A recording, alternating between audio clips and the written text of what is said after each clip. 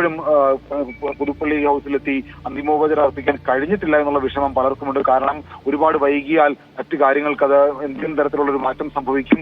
ഇപ്പോൾ നേരെ കൊണ്ടുപോകുന്നത് ദർബാർ ഹാളിലേക്കാണ്. ദർബാർ ഹാളിലെ പൊതുദർശനത്തിന് ശേഷം അദ്ദേഹത്തെ ഉമ്മൻചാണ്ടിയുടെ മൃതദേഹം പാളയത്ത് തന്നെയുള്ള സ്പെൻസറിന് സമീപമുള്ള ഓർത്തഡോക്സ് പള്ളിയിൽ പൊതുദർശനത്തിന് വെക്കും. അവിടെ ഏതാണ്ട് അരമണിക്കൂർ ഇപ്പോൾ നമുക്ക് കാണാവുന്നത് മുഖ്യമന്ത്രി പിണറായി വിജയൻ അവിടേക്ക് ദർബാർ ഹാളിലേക്ക് എത്തുന്നതാണ്.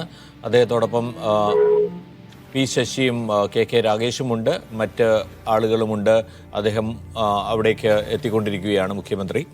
മുഖ്യമന്ത്രി ഉൾപ്പെടെ മന്ത്രിസഭാംഗങ്ങളെല്ലാവരും തന്നെ ഇവിടെ വെച്ചാണ് ഉമ്മൻചാണ്ടിക്ക് ആദരാഞ്ജലി അർപ്പിക്കുന്നത്. ഔദ്യോഗികമായ എല്ലാവിധ കരുതലോടും കൂടിയുള്ള ഒരു അന്ത്യോപചാര ചടങ്ങാണ് അവിടെ നടക്കുന്നത്. സെയ്ഫ് സെയിൻ ലാബ്ദീൻ നമ്മോടൊപ്പം ഉണ്ട്. സെയ്ഫ്, ഇപ്പോൾ മുഖ്യമന്ത്രി കൂടി എത്തിച്ചേരുകയാണ്. ബാക്കി എല്ലാവരും എത്തിയോ? ഇനിയിപ്പോൾ അല്പസമയത്തിനുള്ളിൽ മൃതദേഹവും വഹിച്ച് വാഹനം അവിടെ എത്തുമെന്നാണ് പ്രതീക്ഷിക്കുന്നത്. ഇപ്പോഴത്തെ കാഴ്ചകൾ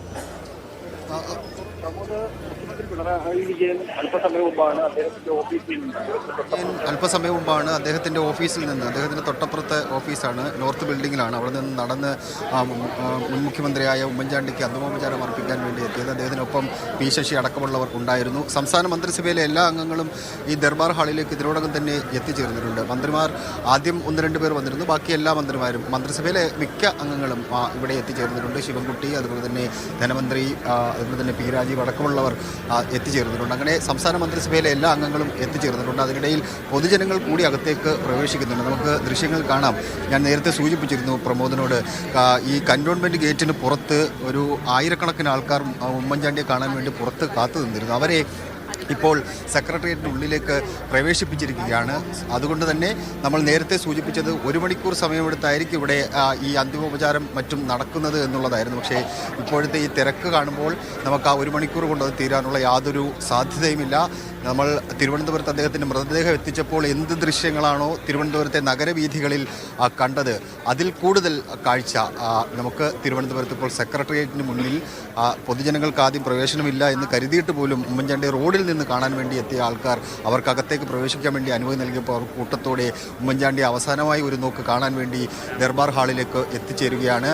അല്പസമയത്തിനകം തന്നെ ഇവിടെ എത്തിച്ചേരും എന്ന് നമുക്ക് പ്രതീക്ഷിക്കാം. കാരണം നേരത്തെ ഷിജോ സൂചിപ്പിച്ച പോലെ തന്നെ സാധാരണഗതിയിൽ 10 മിനിറ്റ് സമയം മതി ഗജഗതിയിൽ നിന്ന് സെക്രട്ടേറിയറ്റിലേക്ക് എത്താൻ വേണ്ടി. പക്ഷേ വലിയ ജനത്തിരക്കും വഴി നീളെ ആൾക്കാർ കൂടി നിൽക്കുന്നതും കൊണ്ട് അത് ഒരു 10 മിനിറ്റ് കൊണ്ട് എത്താനുള്ള സാധ്യത കുറവാണ്. ഒരു പക്ഷേ അരമണിക്കൂർ സമയമെങ്കിലും എടുത്ത് മാത്രമേ ഇവിടെ എത്താനുള്ള സാധ്യതയുള്ളൂ. വന്നാൽ ആദ്യം ദർബാർ ഹാളിൽ മൃതദേഹം വെക്കുന്നിടത്ത് മുഖ്യമന്ത്രി പിണറായി വിജയനായിരിക്കും ആദ്യം അന്തിമോപചാരം അർപ്പിക്കുന്നത്. പിന്നീട് മന്ത്രിമാർ ഓരോരുത്തരും അന്തിമോപചാരം അർപ്പിക്കും. അതിനുശേഷം ഒഫീഷ്യൽസ് ഉണ്ട്, ചീഫ് സെക്രട്ടറി അടക്കമുള്ള ഉന്നത ഉദ്യോഗസ്ഥരുണ്ട്, സെക്രട്ടേറിയറ്റിൽ ജോലി ചെയ്യുന്ന ഉദ്യോഗസ്ഥരുണ്ട്.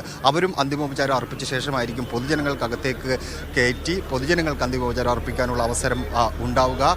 ഇതിനുശേഷം മുഖ്യമന്ത്രി പിണറായി വിജയൻ മാധ്യമങ്ങളോട് പ്രതികരിക്കും എന്നാണ് നമുക്ക് മുഖ്യമന്ത്രിയുടെ ഓഫീസിൽ നിന്ന് അറിയിച്ചിരിക്കുന്നത്. അതിനുവേണ്ടിയുള്ള ക്രമീകരണങ്ങൾ മാധ്യമങ്ങൾ പുറത്ത് ഒരുക്കിയിട്ടുണ്ട്. മുഖ്യമന്ത്രി അവിടെ വന്ന് ഉമ്മൻചാണ്ടിയെക്കുറിച്ചുള്ള ഓർമ്മകൾ പങ്കുവെക്കുമെന്ന് മുഖ്യമന്ത്രിയുടെ ഓഫീസ് വ്യക്തമാക്കിയിട്ടുണ്ട്. അങ്ങനെ മുഖ്യമന്ത്രിയുടെ പ്രതികരണവും ഇതോടുകൂടി തന്നെ ഉണ്ടാകും. എന്തായാലും ഒരു കാര്യം ഉറപ്പാണ്, സമയം പെട്ടെന്ന് എന്തായാലും ഇത് അവസാനിക്കാനുള്ള യാതൊരു സാധ്യതയുമില്ല. 7 മണിയോട് കൂടി ഇവിടെ എത്തിച്ചേർന്നാലും 8 മണിയെങ്കിലും ആകും ഇവിടെ നിന്ന് മൃതദേഹം പള്ളിയിലേക്ക് കൊണ്ടുപോകാൻ. പള്ളിയിൽ കുറേ നേരത്തെ ചടങ്ങുകൾ ബാക്കിയുണ്ട്. അതിനുശേഷമായിരിക്കും KPCC ആസ്ഥാനത്തേക്ക് പോകുന്നത്. KPCC ആസ്ഥാനത്ത് വലിയ രീതിയിലുള്ള ജനത്തിരക്ക് അനുഭവപ്പെടുന്നുണ്ട്, ഇപ്പോൾ തന്നെ അനുഭവപ്പെടുന്നുണ്ട്.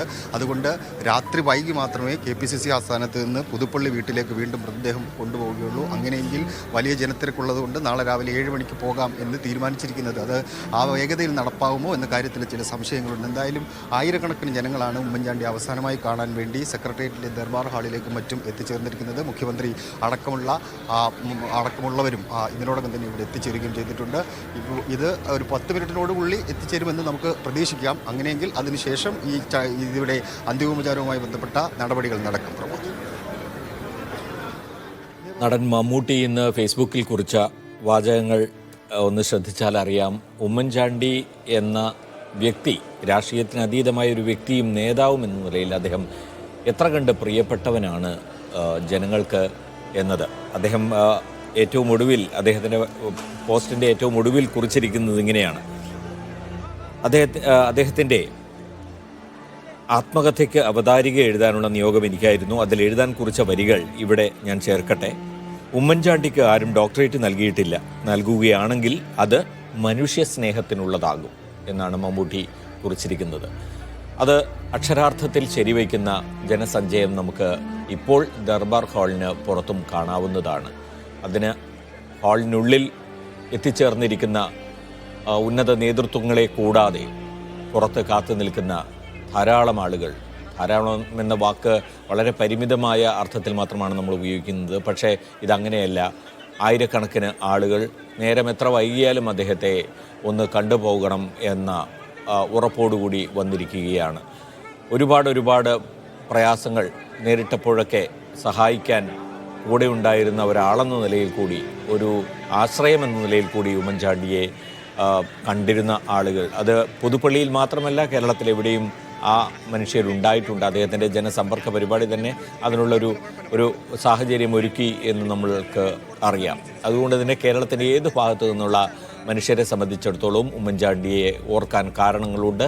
അദ്ദേഹത്തിന് ആദരാഞ്ജലികൾ മനസ്സുകൊണ്ടെങ്കിലും, ദൂരെയുള്ളവരാണെങ്കിൽ എത്തിച്ചേരാൻ കഴിഞ്ഞില്ലെങ്കിലും മനസ്സുകൊണ്ടെങ്കിലും ആദരാഞ്ജലി അർപ്പിക്കാനുള്ള കാരണങ്ങളുണ്ട്.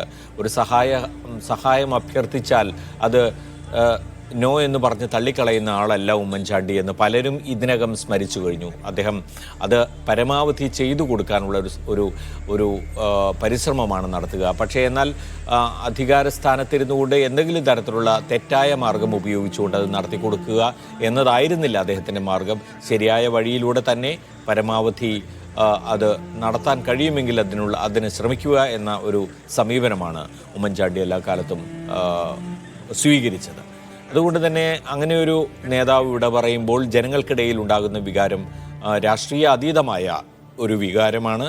മനുഷ്യസ്നേഹത്തിൻ്റെ മുദ്ര പേറുന്ന നേതാവ് എന്ന നിലയിൽ അദ്ദേഹത്തെ ഓർമ്മിക്കാനും അദ്ദേഹത്തെ കാണാനും ജനങ്ങൾ കാത്തു നിൽക്കുന്നതിൽ തെല്ലും അത്ഭുതമില്ല എന്ന് നമുക്ക് പറയേണ്ടി വരും.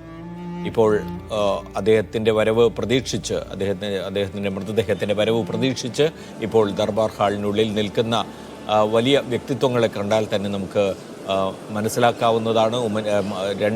രണ്ടു തവണ മുഖ്യമന്ത്രിയായി കടന്നുപോയ ഒരാൾ എന്ന നിലയിൽ മാത്രമല്ല, മുഖ്യമന്ത്രി എന്ന നിലയിൽ എത്ര കണ്ട് ജനകീയനായി പ്രവർത്തിക്കാൻ കഴിഞ്ഞു എന്നതുൾപ്പെടെയുള്ള അദ്ദേഹത്തെക്കുറിച്ചുള്ള ഓർമ്മകൾ, അതാണ് അതിൽ നിറഞ്ഞു നിൽക്കുന്നത് എന്ന് നമുക്ക് പറയാം.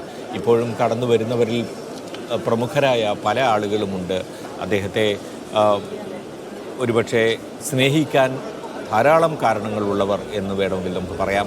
അതിൽ ഇപ്പോൾ കാണാം സംവിധായകൻ രഞ്ജിത്ത്, ചലച്ചിത്ര അക്കാദമി ചെയർമാൻ, അതുപോലെ തന്നെ ഒട്ടനവധി ആളുകൾ, വിവിധ മേഖലകളിൽ നിന്നുള്ള ആളുകൾ എത്തുന്നുണ്ട്.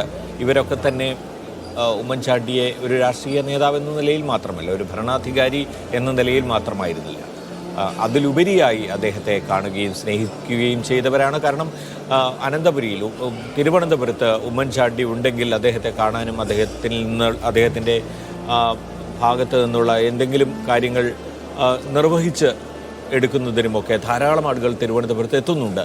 അത് വസ്തുതയാണ്. അത് മറ്റൊരു നേതാവിനും ഒരുപക്ഷെ ആ നിലയിൽ അത് ഉണ്ടായിട്ടുണ്ടാവില്ല.